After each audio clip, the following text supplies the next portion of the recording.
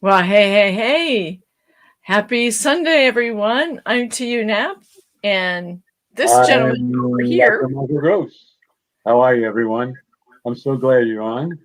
This is the TU and Dr. Michael show, and we're here to entertain you, but we're also here to deliver a message to empower you to change your life. And I want to talk about, I'm stealing TU's thunder, her book, Healing the Holes in Your Soul. This is a great book. I love it. It's all about a woman's challenges of life to find her self-worth, self-love, and self-esteem, but also to listen to the thoughts of her soul and realize that all answers lie within. And this is a heroic story, and I'm not being modest, it's the truth, of a woman who crawled her way through life to find out that she is unlimited. And now she can share this story and empower other women and children and men. So, Tia, thank you. You are unlimited. You're incredible. No, thank you, Michael. And I want to go ahead and bring up Michael's book. Oops, here we go. That looks familiar. Spiritual Primer. Huh? That looks familiar. Oh, yeah. It's written by some guy named Michael Gross. And Really? I see that his name is also on that book. How funny is that, right? Yep. Accidents happen. That was no accident. I got this book a little over 2 years ago, and I had the privilege to meet Dr. Michael Gross at the time I got this book. And let me tell you, he has changed my life in so many, many ways. So I would highly recommend that we all have a story. We all have challenges in life. That's just the way it is. So I would start with this book and Read then this go to book. that book because he taught me so many things, and I shared my story, and I also include a lot of what he taught me, whoops, in my book. I'm getting my fingers mixed up. But anyway, I'm going to put this book down. Michael, thank you so much for being so sweet to jump up with my book first. You're such a card. Thank you. I'm an ace of hearts. Okay, we're here today to um, we have a wonderful topic that Michael has shared with us. He's sharing with us today. He has decided that the topic today should be finding yourself. Well, and I think that that's a really, really appropriate topic because before I met him, I was kind of lost. And I thought I'd come a long way and figured out a lot of things with my life. But what I didn't know was that I still had a whole lot of learning to do. So, along with that came this. Okay, wait, my hands. Wonderful person over here. And if you're ever missing anything in your life and you don't not sure what's going on, but you're feeling like something's still missing, definitely connect with one of us, and we'll put the contact information in the comments. But I'm going to go ahead and formally introduce you to this phenomenal man because this is the only thing that we script, and this is only see. Everything else is however it comes out. Michael channels through True Source and he has phenomenal insight. And I just want to let you guys all know that this is the very, very, very inspirational and spiritual Dr. Michael Gross. So here we go with the formal part. All right, you ready, Michael? I'm Speaker, transformational coach, and an entrepreneur. For more than 3 decades, he has been on a spiritual path as an intuitive, a healer, spiritual counselor, and an amazing teacher. Through the guidance of spirit, Michael has assisted others in their personal quest for self empowerment, helping them to create the lives that they have long sought and to bring forth their intuitive abilities. Michael currently teaches classes in spirituality, self empowerment, Reiki, and other modalities. In concert with God, the true source, he has also achieved great success and miraculous healings. He remains humble, knowing the work that he does all comes from God, the true source. Michael lives in Lakewood, Washington, and I am thrilled because he's just launched his nonprofit, and I'm thrilled to be part of that. And I'm going to let Michael tell you a little bit about the nonprofit, and then we're going to go into the topic about finding yourself. So here you go, Michael Gross. Thank you very much. When Spirit said that I wish to form a nonprofit, and the name of it was the International Institute of Self-Empowerment, I thought this is great. The acronym is TISE, T-I-I-S-E, the International Institute of Self-Empowerment. And then I wasn't sure, but when Spirit says to do something, I never argue, analyze, just do it, and eventually it'll come to fruition. And I met this beautiful soul who was my sister in a past life and used to get me in trouble a lot with my mother, our mother, and kick me out of the womb first, see how the water was. But in all truth, I when I met wanted a big brother. Sorry for interrupting, but I wanted a big brother. you got him. And so as time went by and I understood her story, what a brave woman she is. And I realized how many other women, children, and men are abused. And I went, wow, this is a good start for the International Institute of Self-Empowerment. So we began to put it together. We became a 501c. And as we mentioned before, we're still working on the website and still getting our logo set up, which I give credit to Tiu because she's so creative that she was able to develop the logo. So I'm really proud. We're winding down, and then we're going to go for grants and money and donations. Because it's not only about women, children, and men, it's about our future. It's about how we exist on this planet. It's about finding yourself. It's about looking around and see what is empowering you. So tonight's message, or this afternoon, wherever you're watching it, this morning's message, whatever time frame you're on, I have something important to share with you. And I want to remind all of you that again, we're a 501c. You're looking for some tax deductions, it's going to 501c. Tiu and I have put a lot of work into this. We have not taken one penny from the Institute. We're all volunteering this till the time that we become self-sufficient. But whenever that time is, it'll be perfect. So thank you for bringing that up. But I want to talk to you, all of you, about finding yourself. And it's such an important thing these time and days because really, who are you? What are you? Well, you're male or female or whatever you are, but you're more than that. You're a family member. You're a mother, a daughter, a child, a grandfather, grandmother. You're a husband. You're an aunt, an uncle, relatives. You're a friend. Whatever you are, you're all those things. But you're much more than that. You're a beautiful human being. And this human being that you are is created of love, by love, from love, and with love. You've heard me say that so many times, but I keep repeating it till you finally believe it. Because words are empty unless you embrace those words, unless you become in alignment with those words, and unless you live those words. Finding yourself means who you really are, besides whatever sex you are, besides whatever your relationships are. It's finding your mission and goal, finding your purpose in life, and also creating a roadmap for others to follow, to become empowered, to find love and joy and happiness. Originally, this was supposed to be the Garden of Eden on earth, not the biblical Garden of Eden, but a place of love and joy and happiness, healing, realignment, rebalancing, all those things. You know what? We forgot that long ago, eons ago. So here I am going, knock, knock, knock, knock. Time to wake up. We have a message for you.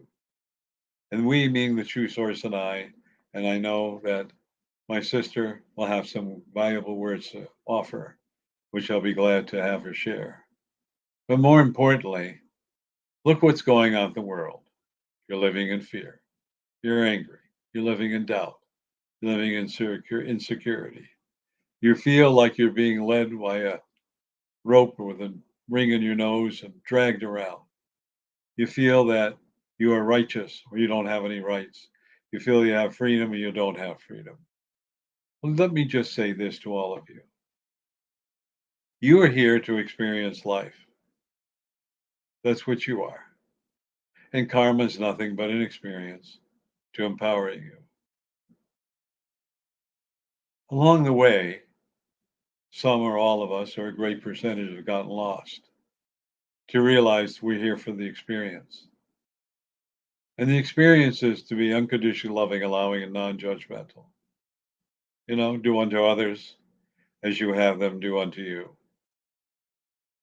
And as I call it from the true source, right action and correct exchange. It's so important.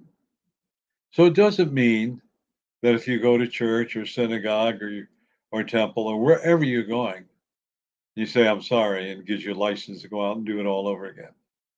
Because that's what a lot of souls do. Instead, this is the time to be introspective.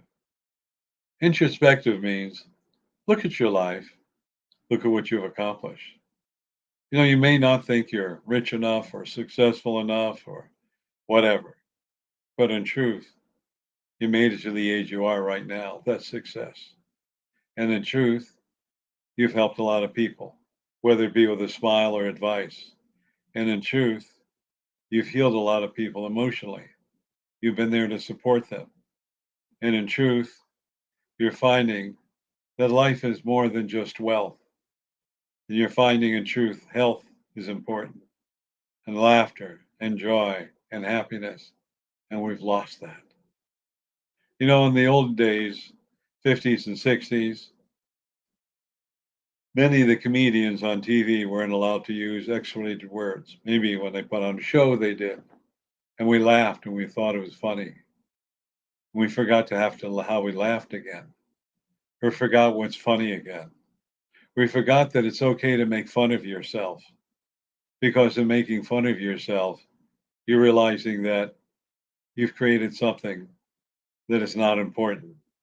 Or that perhaps you're unhappy with. You've forgotten all that stuff. So if you're forgetting all that stuff, you're forgetting your path and who you are and your direction in life. You forgot all that because we're so wrapped up in PC, politically correct, the woke, and whatever else is going on. There was a TV series, All in the Family. And we all know that the father, he was very judgmental. He had names for every ethnic group, and we laughed. We didn't take it serious. Maybe a few people did, but we didn't take it serious because we knew it was a humor. And a humor to laugh at yourself. To see when you're saying something about yourself and laughing, you realize what is really important. Why are you so sensitive? What's proper? What's improper? So we learn from history. That's how we learn. What is your history? You learn what worked and didn't work. You learn that you are more than your body. You learn that you can overcome lots of trials and tribulations, that you can create a new job or excel in a job, that you can find the love of your life, that you can be with children, that you can enjoy yourself in sports or having dinner and having fun. With the COVID virus, we've been wearing masks. We haven't been socializing as much. But the truth is, we're social animals, which means we work best when we communicate and we laugh. And I was talking to a friend I haven't talked to in a while, and we laughed and joked about each other. And it was so great because some of the jokes we would say would be insulting. The truth of the matter is, we laughed because it wasn't insulting. We took it light because we knew each other's humor. I have my brother who lives in Florida. And when I call up and say I'm coming down, he goes, "Oh no. Okay, I'll clean out the garage so you got a place to sleep." And we laugh. We don't take it serious because that's his humor. And I would pull the same thing on him. We forgot that. We're so wrapped up what we should say and shouldn't say. And we have to say the right thing. I don't know what the right thing is. All I know is if we take life lightly, then we don't become serious and we're not offended. To you, I know you wanted to add something. I do. It's very, very easy to get caught up in everything that's going on around us. And for me, coming where I come from and the story that I wrote about in my book, it's I forgot who I was. And when you don't find yourself, when you take everything else, everybody else's opinions, the one thing that sticks in my head is that you might get 100 compliments on something, like your hair looks great, or you're wearing a nice outfit, and you get one negative word. And what do you hold on to? We all do this. We hold on to that one negative piece, and we can drive ourselves nuts by holding on to the one thing that was negative when we just had 100 very, very nice positive compliments. Why do we do that, right?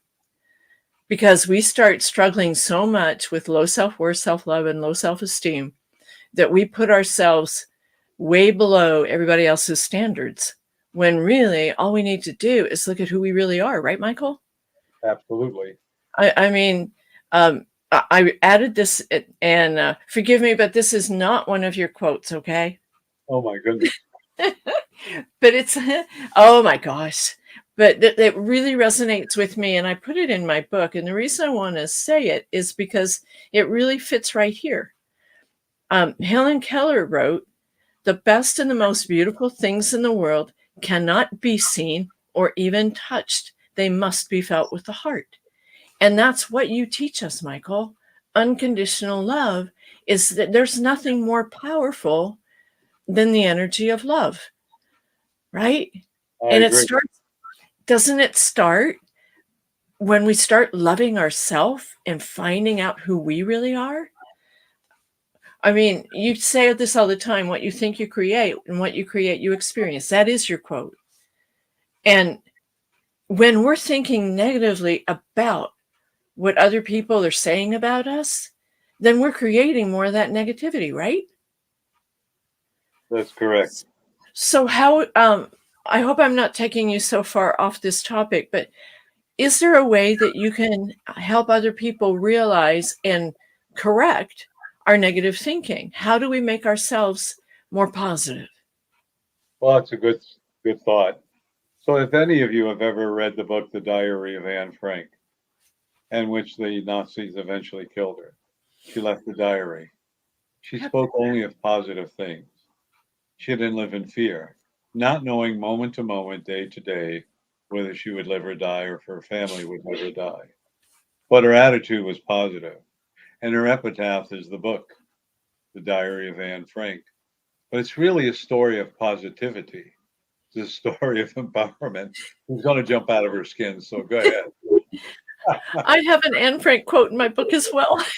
I know you do. Go ahead. May I share? Absolutely. Anne Frank actually has two amazing quotes.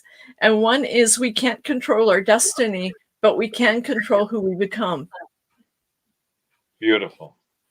And the other one, I might as well get it out there. I'm on a roll. Get it out there. Okay. "Our lives are fashioned by our choices.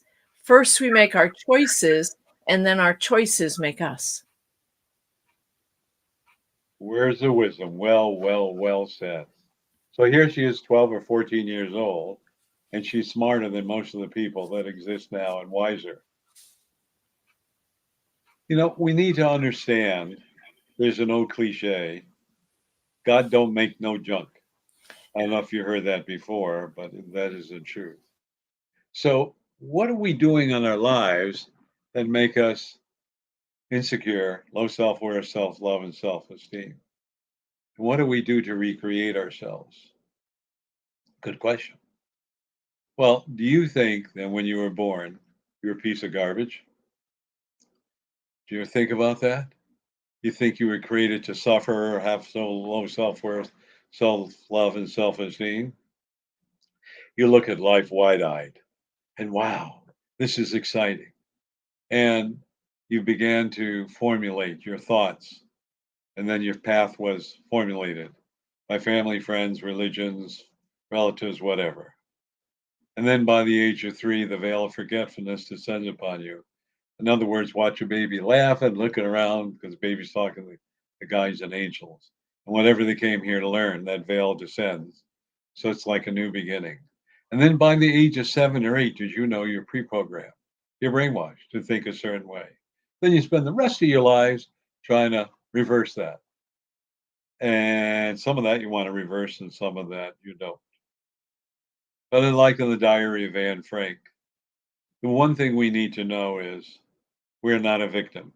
We create victimhood by our belief system, and we can uncreate it by reverse engineering. So, whatever you create in your life, think about that. If you're unhappy, spend a moment. How did I create it? How did I fall in this trap? How did I create this? Oh, now how do I change this? And you reverse everything. Bottom line, change your thinking, change your life. It's a quote: change your thinking, change your life. You are in charge of your life. Now, I agree when you're growing up, you're under the yoke of your parents and schools and education and so on. But there are certain things you can accept and not accept. There's something called quiet resignation, in which you reside, resign, give up certain things until you examine it. Then you come out of the booth, so to speak, or the starting point, and you begin to change your life. And that's so important for you to realize. You know, one of the things I've talked about, and I want to talk about, we all need to do this: critical thinking, not social media, not any radio, TV. You have to think what you're thinking. You have to think what other people are seeing and what they're saying. And critical thinking means dissect it. Does it really apply to you? Forget about everybody else. Does it apply to you? And if it doesn't, that means you've done critical thinking. So now you adapt to something that does apply to you. You see, in finding yourself, realizing who you truly are, you're more than just your physical, mental, and emotional body. You are a direct representative of the true source. You are. Think about that. Your RNA, DNA, mRNA, the whole 10 yards comes from the true source. In other words, we're an aspect of the true source. Remember in the Old Testament, we are made in the image of God. Remember that. Jesus said, Kingdom of heaven is within. Remember that. You got all these hints, but you've forgotten that. Forgotten who you are, what you are, why you're here. And so what you're doing is just living day by day by day, taking everything in your stride till it comes to weekend. And then you watch TV, or maybe you have a few beers, or maybe you go out swimming if you do, or whatever. And then after a day and a half, you're back to work again. Same old drum over and over and over again. You become a robot. You don't even think. You just listen to what other people say and you follow it. Well, in some instances, it does make sense. But critical thinking will also say, no, doesn't make sense to me. You know, there are a group of people, I refer this back to the Revolutionary War time, who said, no, we want our freedoms. No, we're not afraid of King George and his army. No, we're not going to be told what to do. Constitution, we have certain inalienable rights. And then we have the Bill of Rights.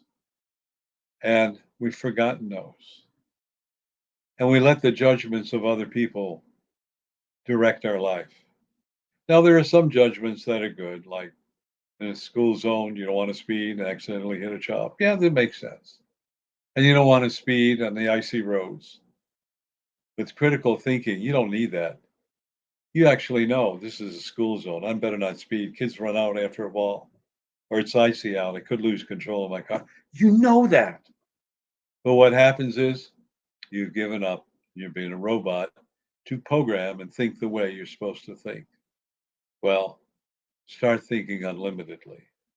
Start thinking that you are a contributor to this family. Start thinking that your epitaph is how you lived your life and the role model that you are. Not by your words, it is said, but by your actions shall you be known. Where are you going in life? What is life all about? It's all about experience. And every experience should bring you joy. You know why? Because even if it's arduous, you know you have the power and the strength to overcome any obstacle in your life rather than surrender to it and becoming a victim. Remember in the beginning I said there are no victims. You allow yourself to become a victim. And if we look around at life, when they said you can never make an airplane or a rocket ship or a computer or an electric car, they had electric cars, back in the 1900s. All those things, somebody said, no, there must be a better way. I can create a better way. They didn't know how to do it. They kept trying till they succeeded. And that's we have a life today that is in danger of becoming robotic. And who are the chief robots? We are. Because we are not following our soul's urge. That's so important for us to know. Our soul's urge. So let's find ourselves. Let's begin to look about what brings us joy and happiness besides materiality. If you watch a little young child, little baby, you give them a toy, they play with the toy. How many remember as a child, or when you had a child, they took the pots and pans and banged on them, and they got such a kick out of them on the pots and pans instead of all the sophisticated toys. So we're told we're not accepted unless we have computers, cell phones, certain types of clothing, sneakers, yada, yada, yada, yada. That's nothing but frosting on the cake. That's not who you are. That's who you want to be accepted. Remember, it's important for you to remember that accepted is unimportant. You just have to appreciate who you are and realize that you're an aspect of the true source. Once you realize that, you begin to accept yourself as an unlimited being. I know we're running a little short on time. How are we doing to you? We have a few more minutes. I just wanted to add a little something, if Sure. that's all right. Where I came from, the past that I had, I didn't realize that I was basically molded. And until I met you and started working with you, I didn't realize that I was living in limited beliefs because I didn't know there was another option. And what I realize now is that that was okay then. I didn't know any better. But now we have these options. We are, like you said, unlimited, and we can control and create the life we really want. Why would we deny ourselves that opportunity when we're so, people are so afraid to stand up for what they believe in? Is that because society has programmed us so strongly that we're afraid to be a little bit different? I don't mind having three heads. Because sometimes when I speak up, people look at me like, yeah, what's wrong with you? It's a point well taken. The problem with our society is everybody's trying to conform.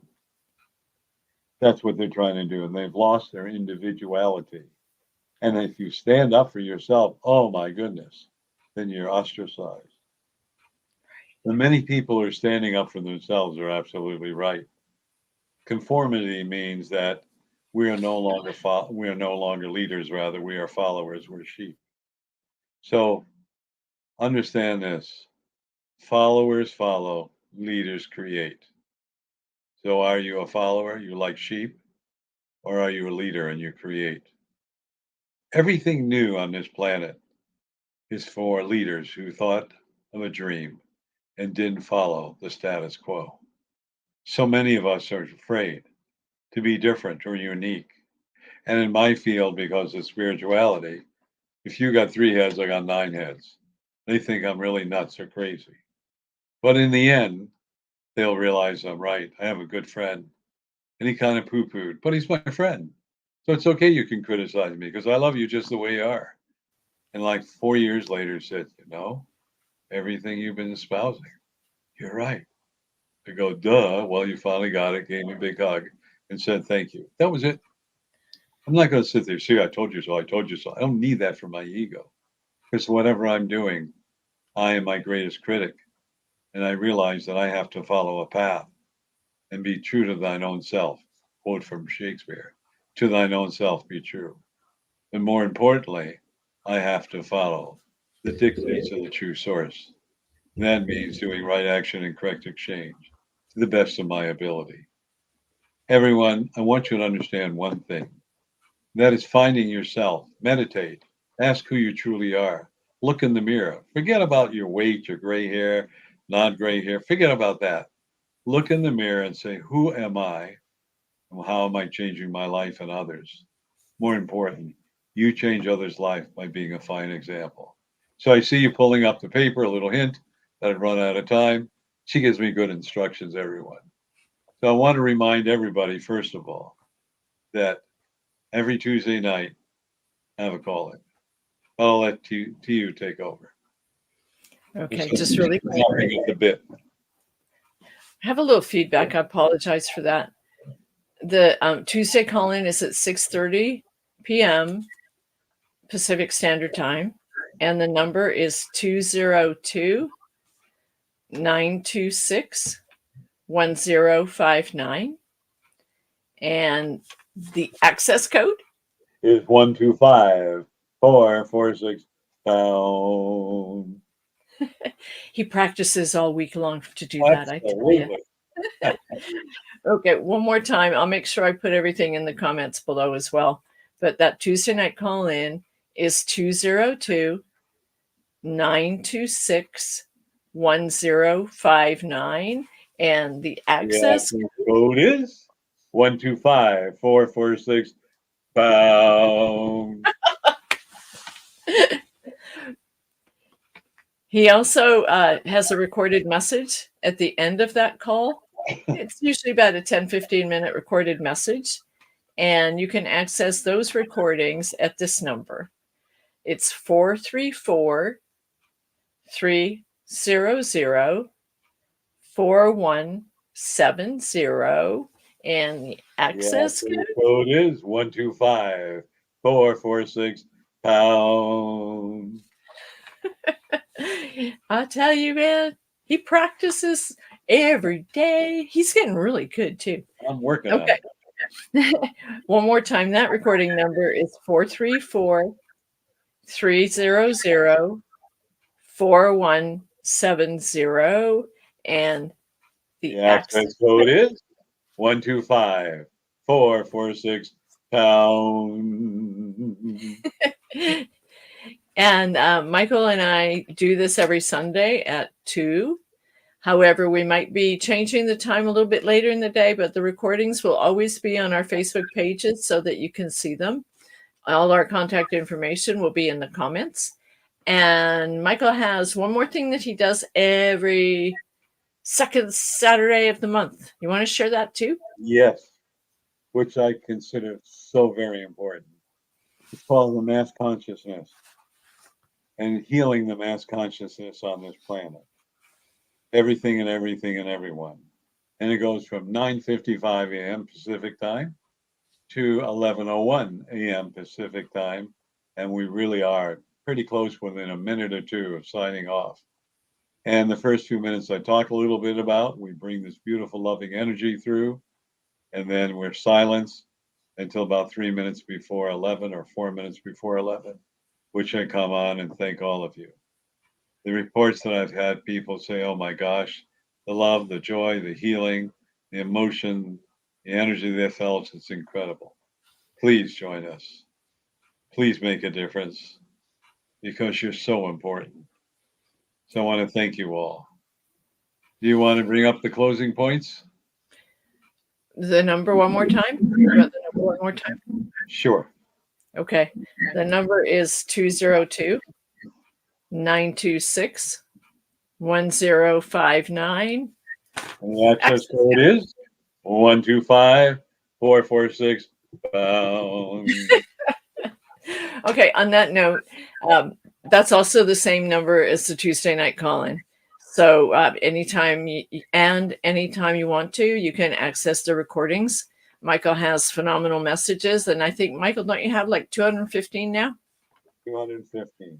Yes. Okay. So closing points on that note, I'm going to go ahead and wrap it up because it starts right here. The spiritual primer. And Best healing the holes doggone in your food soul. ever. What was that, Michael? I'm sorry. And healing the holes in your soul. Thank you. Start with this one. It's amazing. And Michael has a new, you have another one coming out soon, don't you? Well, what I've done is this is the second edition. I've added a couple of new things. So that'll be out in a month, hopefully, depending upon the printer and if they can get paper. Kind of a little shortage. And then the new book will be called The 12 Manifestation Protocols, something I'm honored to teach that will change your lives. And it's really important for all of you to support all of us, not only to tell everyone about our call-in, but to support your friend, love them, be there and help them and have compassion. Because that's what our life is all about, love and compassion. Absolutely, Michael. Thank you. And on that note, I want to thank all of you for coming here. I thank you all of you for joining us because you are unlimited. Namaste. Namaste. Thank you. Have a great week.